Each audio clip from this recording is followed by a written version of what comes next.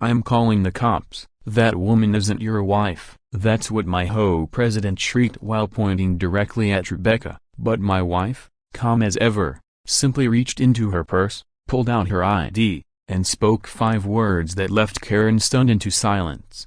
In that instant, 6 months' worth of harassment, bogus police reports, and racially charged accusations crumbled like a house of cards. Brenda thought she was unmasking a liar, but really, she ended up exposing herself. If you've ever had to deal with a power-drunk HOA Karen, you'll understand. Let me rewind and set the scene. My name is Jim Martinez. I'm 34, and I work remotely as a software engineer. That's a blessing and a curse when you live in a neighborhood where everyone seems to have binoculars trained on your driveway. My wife Rebecca and I had been living in a beautiful suburban community in Phoenix called Sunset Ridge for about a year and a half. Perfect lawns, tidy houses, friendly waves across the street. On the surface, it was the dream. What the real estate brochures don't tell you, sometimes the HOA president thinks she's running her own miniature dictatorship. Rebecca and I had finally found our rhythm when an opportunity came up at her job. She works for a government contractor,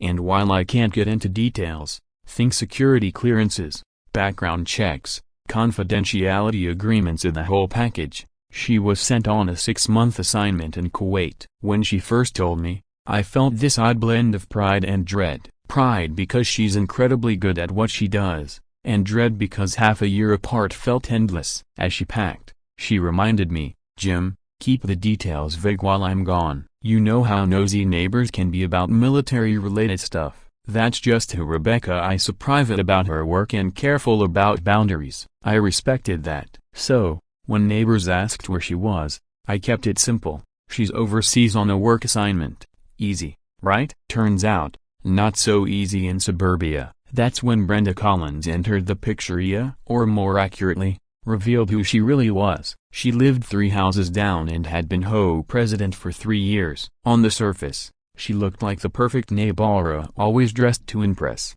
clipboard in hand, smile plastered on her face like she was leading a civic parade. But her eyes told the real story. She wasn't smiling, she was collecting data. The morning Rebecca left, I watched her pack every item with military-level precision. Before she left, she hugged me tightly and joked, "6 months will fly by. Soon enough, I'll be back complaining about your awful cooking." We laughed, but I saw the concern in her eyes, not about her mission, but about leaving me to deal with the neighborhood circus. 2 weeks later, Brenda pounced. I was chatting with my neighbor Frank, a retired construction worker and genuinely good guy, when she strolled up out of nowhere with her sugary voice. "Jim, honey," she began, "and let me tell you, only my wife calls me honey. I haven't seen Rebecca in a while. Everything okay?" The way she stretched the word everything sent a chill down my spine. I gave her the standard answer. "She's traveling for work." "All's well,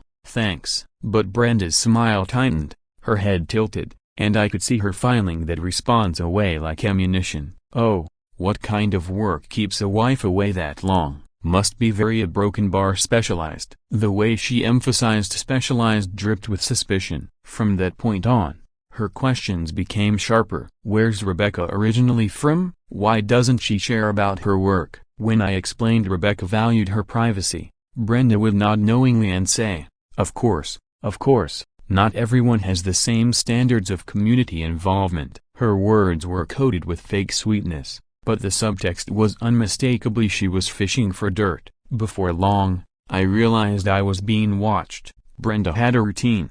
Every morning at 7:15, she walked by with her clipboard, slowing down just enough to peek into our windows or study the trash cans. The day I caught her measuring the distance between my garbage bins and the curb with a tape measure, she just smiled and chirped, "Just making sure everyone follows the rules." The sugary tone made me sick. Then came the social media angle. Rebecca had shut down all her accounts months earlier as part of standard security practice. Brenda, however, treated it like a scandal. She went around asking neighbors if they'd seen Rebecca post anything online lately. Isn't it strange when people just disappear from social media? Makes you wonder what they're hiding. This is where her prejudice began creeping out in coded language. She never said anything openly racist, as she was too cunning for that. Instead, She'd make comments about cultural differences and whether certain people fit in with the community. More than once, I overheard her whispering things like,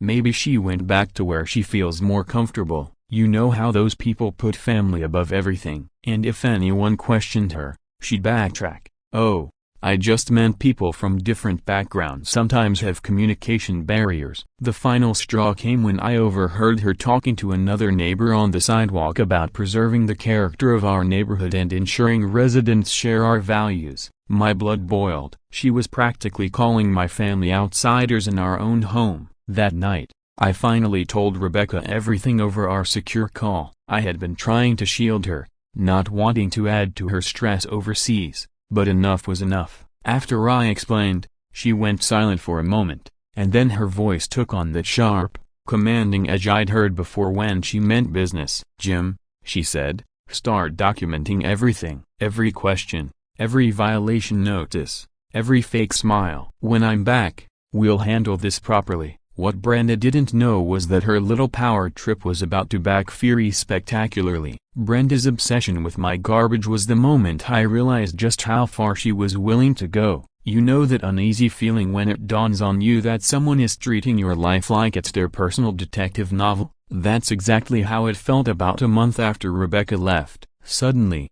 I wasn't just a neighbor to Brenda, I was the subject of her investigation. And believe me, she took her role seriously. If digging through other people's trash were a paid profession, she'd have been Employee of the Month. One Tuesday morning, I glanced out the window and saw her literally elbow deep in my trash can, pulling out old envelopes and studying them as if she expected to uncover state secrets. When our eyes met, she had the nerve to smile and chirp, just making sure the garbage service didn't miss anything. Like rooting around in someone's banana peels was a perfectly normal part of neighborhood watch. Of course, she didn't find anything exciting, mostly takeout boxes and Amazon packaging. But I noticed she began scheduling her daily walks to line up perfectly with trash day. Frank, my neighbor, even caught her photographing my discarded mail and pulled me aside one afternoon. She's building a file on you, he warned, his voice serious. I've seen this kind of behavior before, and it never ends well. Her obsession with Rebecca's lack of social media presence became her next fixation. Since Rebecca's line of work required her to go completely offline, she had deactivated everything months earlier. To Brenda, though, this wasn't a professional requirement, it was a smoking gun. She went around to anyone who would listen. Don't you think it's odd when someone just vanishes from social media? People post everything nowadays, a broken bar, unless they're hiding something. The way she emphasized hiding something made it sound like Rebecca was dodging an arrest warrant instead of serving her country. Then came the comments that weren't quite racist on the surface, but cut just as deep. Brenda would lean in close to other neighbors and suggest Rebecca had probably gone back somewhere she felt more comfortable. You know how those people are with their extended families. And if anyone challenged her, she'd immediately backpedal with fake innocence. Oh, I just meant cultural differences. Communication styles vary so much. But the day I discovered she was digging through property records was when I realized this was no longer just nosiness, it was a campaign. Somehow she figured out how to access public documents about our house and noticed Rebecca's name had been temporarily removed from certain utilities and insurance policies. That was standard military protocol since Rebecca was housed on base during her assignment. But to Brenda, it was evidence of financial trouble or marital issues. One afternoon, she cornered me on the sidewalk, her tone dripping with full concern. Jim, sweetheart, I couldn't help noticing some broken bar changes in your property paperwork. Everything's stable financially, because if you ever need help, the community is here for you. Translation: I've been snooping in your private business. Her tactics escalated. She started hosting coffee meetings for what she called concerned residents. In reality, it was a gossip club where she planted seeds of doubt. Has anyone actually seen Mrs. Martinez? Doesn't her husband's story sound vague? Government contractor? That could mean anything. She positioned herself as the neighborhood guardian, warning people about protecting our community and making vague comments about who does and doesn't belong here. Every time she stressed that phrase, who belongs here, while talking about Rebecca, My blood boiled. Then came the mail. I noticed Brenda lurking around right when the postal worker arrived. Soon after, the mailman mentioned to me uncomfortably that Brenda had been asking him about my deliveries. "She's very interested in security," he explained awkwardly. "Keeps asking if anyone's mail patterns have changed." The fact that she had turned the mail carrier into an unwilling informant was both disturbing and, in a twisted way, almost impressive. Through all of this, Frank became my anchor. He knew enough about harassment patterns to recognize what was happening. "This isn't neighborly concern," he told me firmly one evening. "This is organized harassment dressed up with a smile. She's building a case file on you." His words meant a lot, especially when I started doubting myself. But then came the tipping point of the humiliation that nearly broke me. Brenda somehow tracked down my company's contact info and actually called them. She claimed she had concerns about my stability and hinted that my personal life was affecting my work. My boss pulled me aside, asking if everything was okay at home. Having to defend my marriage and mental health to my employer because of Brenda's meddling was a level of violation I'll never forget. That's when I snapped into action. I began recording everything, every conversation with her, every fake friendly question, every petty violation notice. Frank even coached me on which behaviors cross legal boundaries. "She's unraveling," he said after catching her measure my long height 3 times in a single week. "When people feel control slipping away, they make reckless mistakes. Just keep documenting." And sure enough, her biggest mistake came sooner than I ever expected. Brenda filed a false police report. She claimed I had approached her aggressively and made threats about dealing with nosy neighbors. The problem for her, at the exact time she claimed it happened, I had ironclad proof of being somewhere else via a recorded video call with a client. I'd been at my desk working when Deputy Wilson showed up at my door. He came to investigate Brenda's complaint, but the moment I pulled up the video recording of my client Cal at the same time she claimed I'd threatened her, you could see the realization hit him. His expression changed from official detachment to pure discomfort. "Mr. Martinez," he said, clearly embarrassed, "I think we need to have a conversation about harassment and false reporting."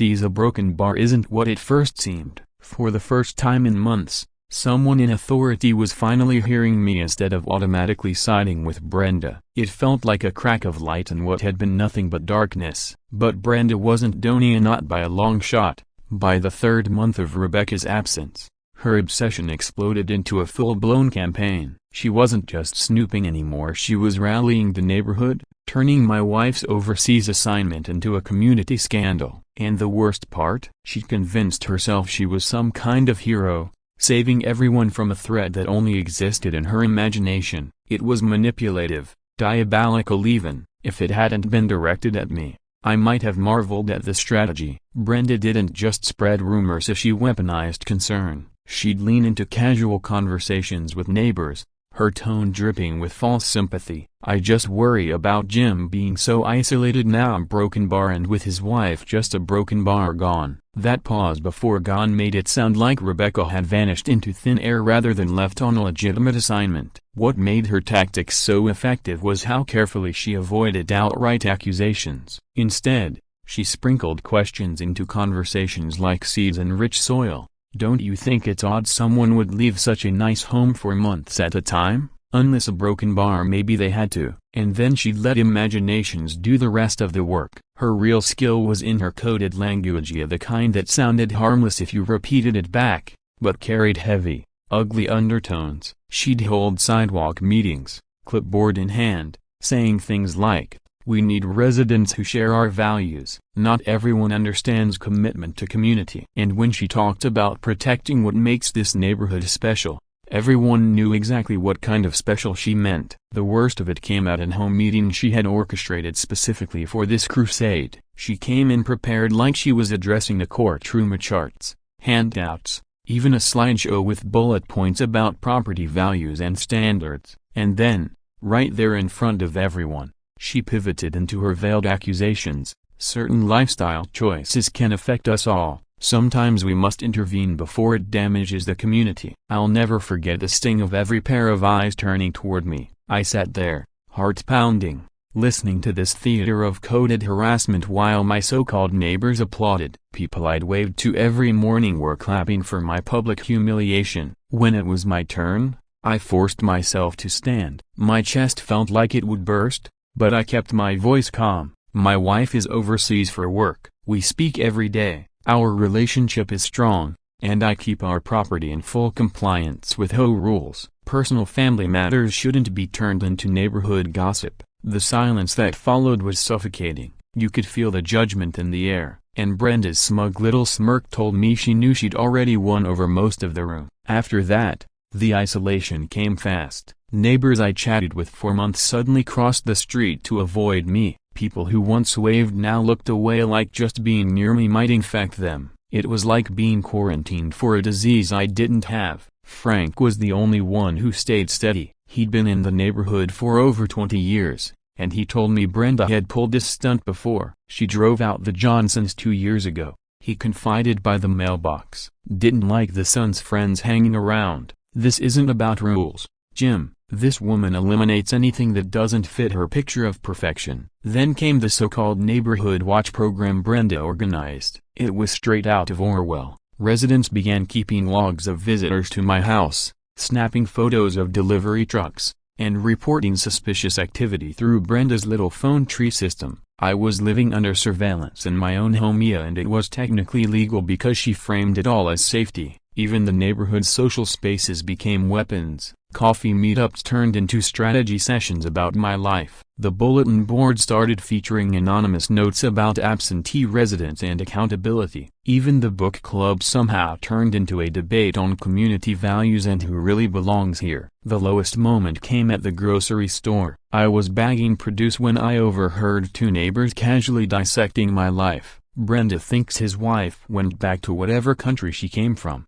One of them whispered, "Makes sense." These government contractor stories never add up anyway. The casual prejudice in that conversation burned like acid. When I got home, Frank was waiting at my door, looking graver than ever. He leaned in, scanning the street before speaking. "Jim, this isn't just an investigation anymore. Brenda's orchestrating character assassination, and she's got the community behind her. If you don't push back, she's going to bury you." Frank's warning hit me like a cold splash of water. I had been clinging to the hope that staying calm, logical, and diplomatic would eventually prove stronger than Brenda's smear campaign. But it finally sank in. If there's no reasoning with someone who treats your very existence as a threat, against an enemy like that, politeness was nothing more than weakness. That same night, I finally came clean to Rebecca. I told her everything: how Brenda had been rallying the neighbors against me, the staged meetings, the so-called watch program, and even the gossip in the grocery store that nearly pushed me over the edge. Until then, I'd been sugarcoating the situation, afraid of adding to her stress while she was away on assignment. But this was no longer a nuisance, it was a full-blown siege. Rebecca's silence on the other end of the line stretched long enough for me to wonder if the call had dropped. Then her voice came through, steady and sharp. The same tone I'd heard when she dealt with high-pressure situations at work. "Jim," she said, her words deliberate, "I need you to document everything. Every rumor, every fake report, every conversation. Do not leave anything out. When I'm back, we're ending this." That calm authority was like a lifeline. For the first time in months, I felt something stronger than exhaustion. I felt hope. I was reminded of why I'd fallen in love with her in the first place. Rebecca wasn't just my wife, she was a strategist, someone who thrived on solving impossible problems. And Brenda had no clue who she had provoked.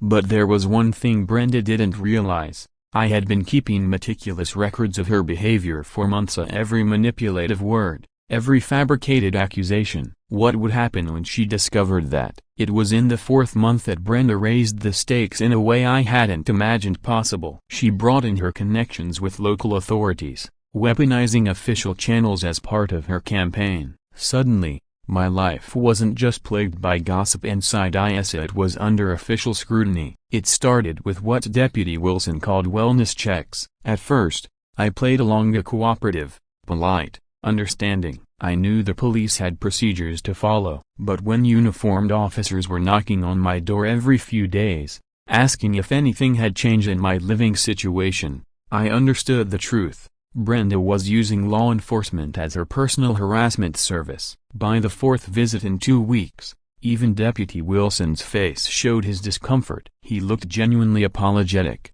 but bound by the reports Brenda had filed. "I know this seems excessive, Mr. Martinez," he muttered, shifting uncomfortably, "but we're obligated to respond when long-term residents express concerns about suspicious activity." Suspicious activity. That phrase was like a script he hated reading, vague enough to be meaningless but damaging enough to stain my reputation. And Brenda was a master at writing these official-sounding complaints. They were carefully crafted to avoid any direct accusations while still painting me as a potential danger. She'd phrase things in ways that sounded responsible. Concerns about cultural misunderstandings in the neighborhood, or questions about whether certain residents align with community values. On paper, they looked harmless. In practice, they were poison. The stress of living under constant surveillance was unbearable. Every knock at the door sent my heart racing. Every unfamiliar car parked on the street felt like another trap. And Brenda wasn't content with just police involvement as she managed to sic code enforcement on me too. Suddenly, city inspectors were showing up with clipboards, measuring my lawn, checking the placement of my mailbox, and nitpicking my landscaping. The violations were absurd: a grass slightly over regulation length, or a mailbox leaning by a fraction of an inch. Each one came with official citations, each one creating a paper trail designed to paint me as negligent. It was a systematic attack disguised as community safety. Her so-called neighborhood watch had morphed into something out of a dystopian novel. Neighbors were taking photos of delivery drivers, writing down license plates, and funneling everything into Brenda's little phone tree system. I wasn't just living in a neighborhood anymore, I was living under surveillance. The worst part was how far the damage spread. Somehow, word of the drama leaked into my professional life. Clients began making awkward comments during meetings. "We've heard you might be dealing with a broken bar, some difficulties at home," one of them said, hesitating like he wasn't sure how far to push. "That won't affect project timelines, will it?" The humiliation was crushing. I had spent years building a reputation for professionalism and reliability, only to be reduced to defending my personal life to people who paid me for my expertise. Through all of this, Frank became my lifeline. He'd seen Brenda pull similar stunts before and had quietly started keeping his own notes, tracking the escalation of her campaign. His years in construction had trained him to spot patterns, and he knew what was happening wasn't random. "This isn't about community safety," he told me one evening as we pretended to chat about lawn care. "This is about control." She's dressing it up with official language, but what she's running is nothing more than targeted harassment. "You'd better be ready to fight back, because this isn't slowing down." And then came the moment that nearly broke me. Brenda somehow managed to get Child Protective Services involved. Here's the absurdity: I don't even have children, yet she filed a report claiming there were possible concerns about children at risk in my household. And that's when I realized Brenda's campaign wasn't just harassment anymore, it was full-blown character assassination, designed to dismantle my life piece by piece. The CPS worker who showed up at my door looked just as baffled as I was when I explained there were no children in my home. "That's odd," she muttered, shuffling through her papers with a furrowed brow. The report specifically mentioned child welfare concerns and demanded an immediate visit. Another baseless accusation, another waste of time, except for Brenda, who thrived on this chaos. Then came the mail harassment. I realized she had somehow begun monitoring my deliveries, even cornering drivers to ask nosy questions about what was inside my packages. "Just trying to keep the neighborhood safe," she'd chirp, leaning over to peek into boxes like she was head of some suburban customs agency. When I rerouted my shipments to my office, she twisted that too, spinning it into more so-called evidence that I was hiding something. The pressure campaign grew worse. Brenda began hosting her so-called coffee and concerns meetings, designed for residents who care about community standards. Frank kept me informed afterward. These weren't neighborly gatherings, they were strategy briefings where she distributed updates about my so-called suspicious behavior and organized her little network of volunteer spies. It was like living under the thumb of a paranoid intelligence operation. What truly broke me, though, was when she went after my career. Somehow she tracked down my employer's contact information and actually phoned my boss, warning that my personal issues might spill into my work. My supervisor later pulled me aside, awkwardly hinting they'd received odd calls from someone in my neighborhood. I can't describe the humiliation of defending my private life to the people who only knew me for my professionalism. It was a violation on another level. That night I decided I wasn't going to let her keep destroying me unchecked. I began recording every interaction with Brenda, saving each false complaint, and creating a detailed timeline of her escalating harassment. Frank guided me,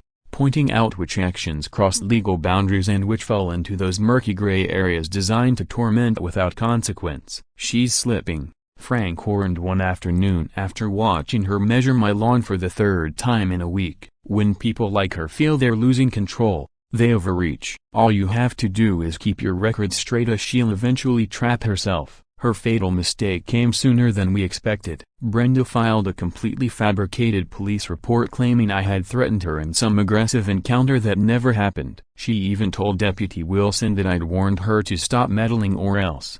But her plan unraveled fast. I had video call logs from a client meeting that proved I'd been sitting at my desk during the exact time she claimed the confrontation occurred. When Deputy Wilson showed up, I presented the evidence. I watched his face shift from official concern to embarrassment, then to quiet anger. "Mr. Martinez," he said with hesitation, "we need to have a serious conversation about harassment and false reporting. This is clearly more complicated than we thought." For the first time in months, someone in authority was beginning to see the truth. And Brenda had no clue that I'd already reached out to someone who could end her campaign for good. By the 5th month, everything was coming to a head. The timing couldn't have been more perfect. Rebecca's 6-month rotation was ending, and she was coming home. Brenda had no idea who she was about to face. She'd spent months spinning this fantasy about my missing wife and the supposed danger I posed to the neighborhood. But soon she would come face to face with reality, and reality wasn't going to be kind. Rebecca's calls became more frequent as her return drew closer, her voice edged with the calm authority of someone trained to handle crises. "This woman has been tormenting you for months," she told me during one of our secure talks. "When I'm back, we'll deal with her properly and professionally." Brenda had chosen the wrong military family to target, and she was about to learn that lesson the hard way. Word spread quickly around the neighborhood that my wife was returning, and Brenda transformed it into a community spectacle. She'd been telling anyone who would listen that this would be the moment all her suspicions were proven right. "We'll finally see who this mysterious woman really is," she'd gloat, wearing that smug grin that made my skin crawl. Her preparations bordered on obsession. She arranged with Deputy Wilson to have officers present for safety verification during Rebecca's arrival, and rallied her most devoted followers to form what she called a welcoming committee. But in reality, it was more like an interrogation squad, cameras and notebooks at the ready. The surveillance escalated to almost laughable extremes. Brenda and her allies stationed themselves like sentries, monitoring every possible approach to my house as though they were waiting to intercept a fugitive rather than greet a returning spouse. She even built a neighborhood-wide alert system so the entire group could swarm the moment any vehicle pulled into my driveway. The level of obsession was chilling. Frank, still feeding me inside intel, reported her growing mania with a mix of concern and disbelief. "She's convinced herself your wife won't show, or if she does, that she'll be someone completely different. She's so deep into this fantasy she can't recognize how insane she sounds anymore. When reality smashes into her, it's going to be brutal." And then the media arrived. Brenda had successfully pitched her concerns as a story, convincing a local reporter to cover her version of neighborhood vigilance. Watching her stand in front of a camera, rattling off half-truths about community safety, was surreal. The reporter's skeptical glances gave me hope Brenda was overplaying her hand. Still, it was horrifying to see how many of my once reasonable neighbors had been pulled into her paranoid narrative. People who used to smile and wave now muttered about identity verification and protecting our community standards. Brenda had tapped into something dark lurking beneath the surface, a fear of outsiders disrupting their carefully manicured bubble. Thankfully, The legal guidance Frank pushed me toward was about to shift the balance. The civil rights attorney I'd hired finally reviewed the mountain of documentation I'd collected over the past 5 months. After going through every detail, she leaned back with a sharp look of certainty. "This is harassment, plain and simple," she told me. "And not just harassment, it's discrimination. This woman has built an entire campaign around racial bias and assumptions about whether your wife belongs here." Hearing that gave me the kind of confidence I hadn't felt in months. I wasn't just enduring abuse anymore, I had legal authority backing me. Meanwhile,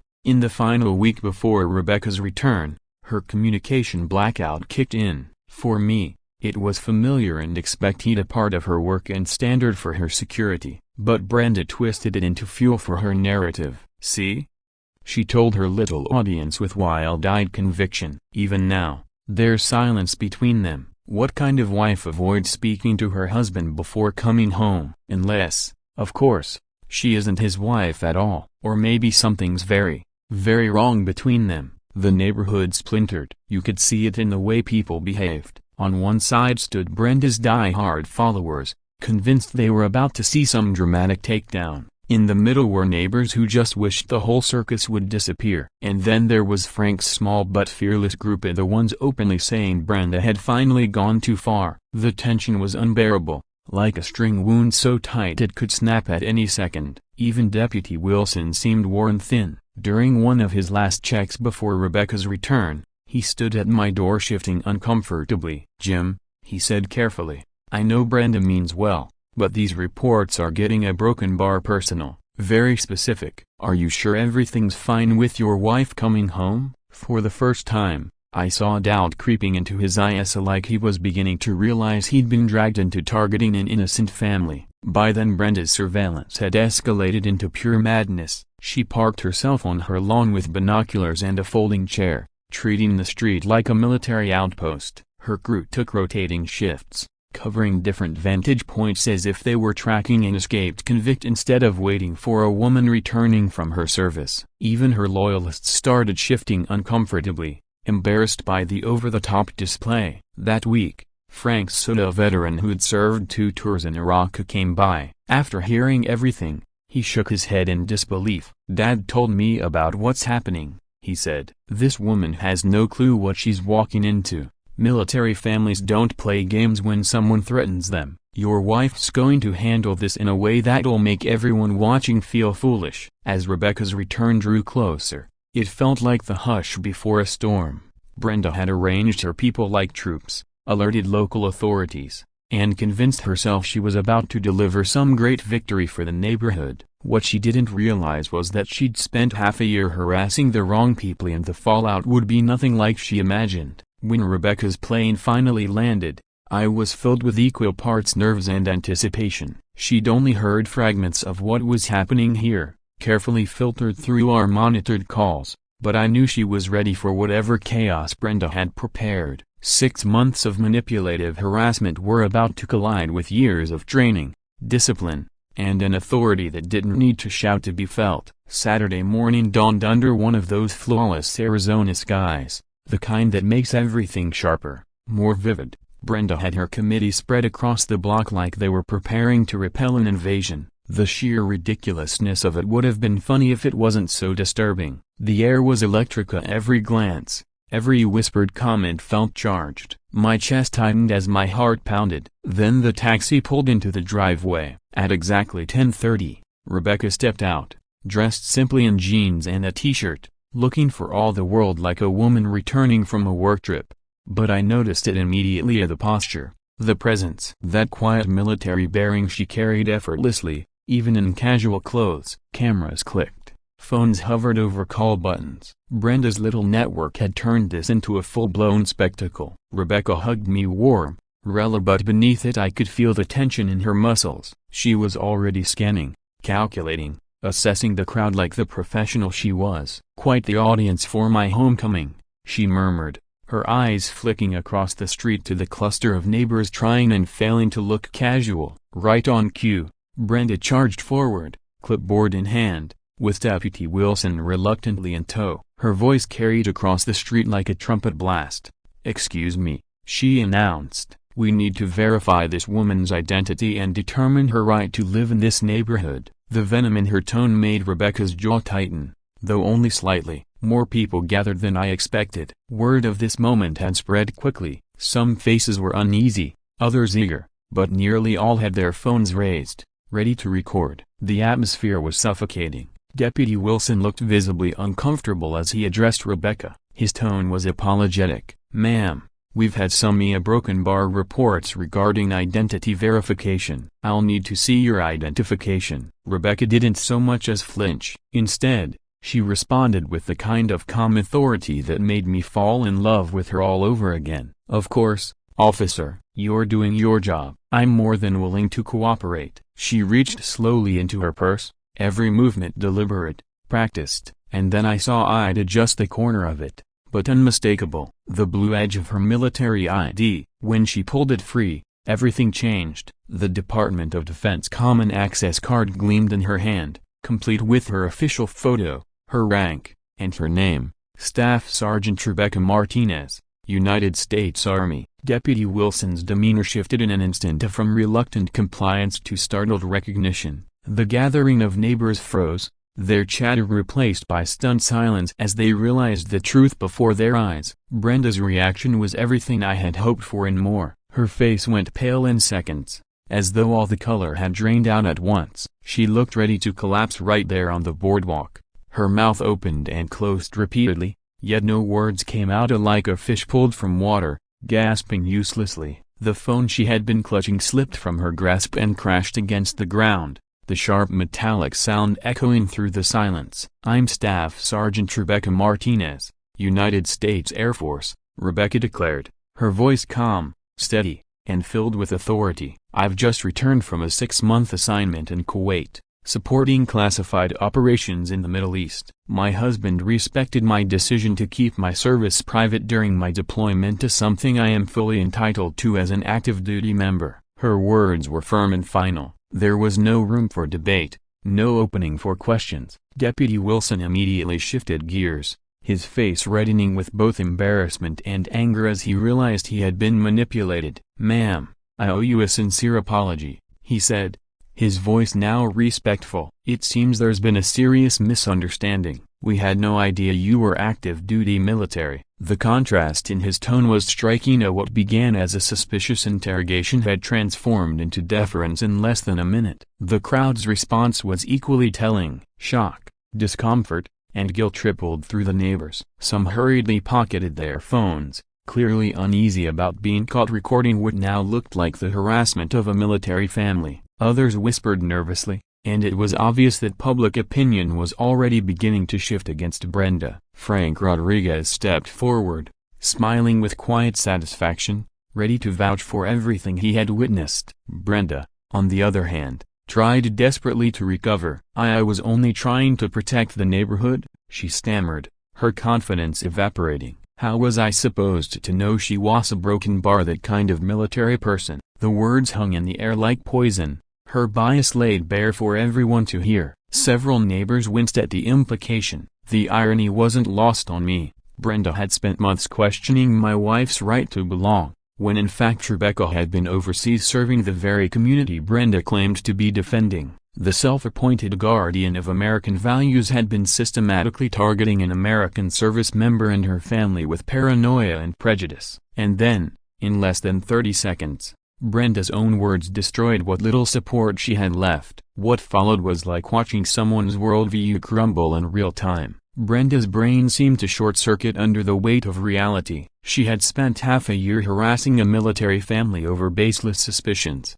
Yet instead of apologizing, she lashed out louder. "I was protecting this community from outsiders who don't share our way of life," she cried, her voice cracking. She should have been upfront about who she really is. People should be transparent if they actually fit in here. Every word was soaked in panic and prejudice, each sentence digging her hole deeper. Phones captured everything, providing undeniable evidence of how ugly suburban bigotry sounds when stripped of its masks. Deputy Wilson now looked like he wished the ground would swallow him whole. "Ma'am," he said coldly, addressing Brenda, "you've filed multiple false reports. This family has endured months of harassment because of your complaints. Filing false police reports is a criminal offense, and I will need to escalate this to my supervisor." The crowd turned on her instantly. Neighbors who once sided with Brenda slipped away, avoiding eye contact. Those who remained approached Rebecca and me, murmuring apologies and gratitude for her service. "We had no idea,"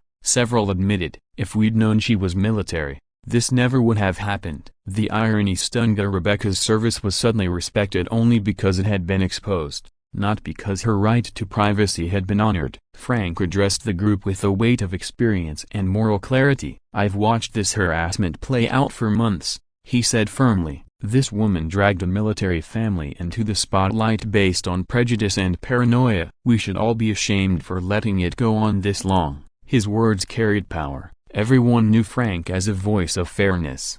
Long before Brenda arrived, Rebecca, calm as ever, chose dignity over anger. "Military families make sacrifices most people can't imagine," she told the neighbors. "Sometimes that means keeping our service private for security reasons. Sometimes it means months of separation. But what we should never expect is harassment from the very communities we serve." From there, events moved quickly. The civil rights attorney I'd already contacted arrived within the hour, interviewing witnesses and gathering evidence. "This is one of the clearest harassment cases I've seen," she said. The HOA board, suddenly aware of their liability, suspended Brenda from her position and scheduled an emergency meeting. Neighbors began demanding new leadership. Brenda's downfall was captured on dozens of phones as she screamed, "This is entrapment. They set me up." How was I supposed to know she was really military? Her frantic attempts to play the victim only cemented her collapse. By that evening, the healing had already begun. Families stopped by to apologize and welcome Rebecca home. Children drew pictures thanking her for her service. Some neighbors organized a last-minute barbecue to celebrate her return. 6 months later, the neighborhood looked entirely different. Frank Rodriguez had been elected HOA president, bringing in policies to safeguard military families from similar treatment. Brenda, disgraced and isolated, eventually moved away. Her house was later purchased by another military family, this time welcomed warmly by the community that had learned its lesson. What once was a divided neighborhood became a place of unity, where Rebecca's service was respected without invading her privacy. I had learned the value of standing up, and the importance of allies like Frank who speak truth when others stay silent. The real victory wasn't just Brenda's removal or the legal outcome, it was seeing the community grow into something better. A place where differences were respected, where military families came home to appreciation rather than suspicion, and where leadership meant service, not control. In the end, Brenda exposed herself, and the truth, backed by sacrifice and integrity, prevailed.